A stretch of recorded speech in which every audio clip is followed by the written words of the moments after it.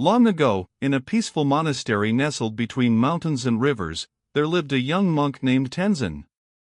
He was sincere, disciplined, and deeply devoted to his spiritual practice.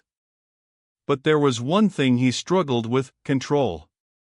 He wanted everything to happen his way, the meditation bell to ring on time, the candles to burn evenly, and even the river outside to flow calmly when he sat by it.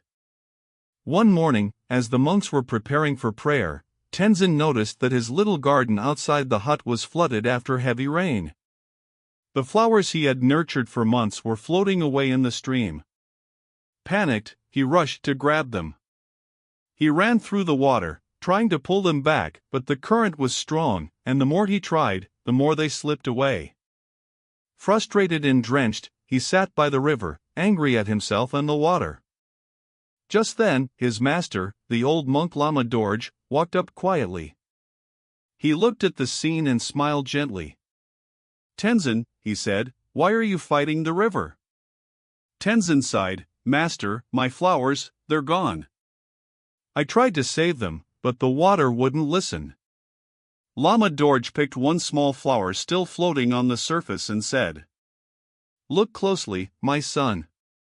This flower is not fighting the river. It floats, and yet, it moves gracefully wherever the current takes it." He placed the flower back on the water. Tenzin watched as it danced along the ripples, calm, effortless, beautiful. "Life," the master continued, "is like this river. When we try to control its flow, we suffer. But when we learn to float, to trust the current, we find peace."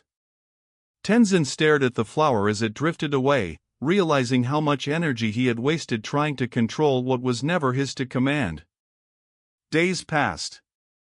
Tenzin began to change. He stopped forcing things to go his way. When the rains came, he didn't rush to protect the garden. When a monk was late to prayers, he didn't scold. Instead, he smiled and let things be.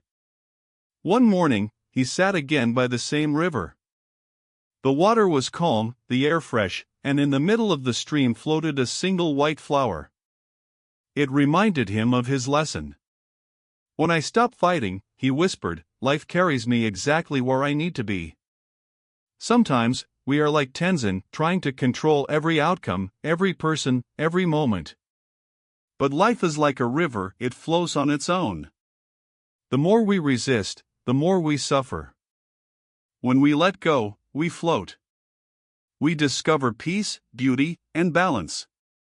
So remember, be like the floating flower. Don't fight the current. Trust the flow of life.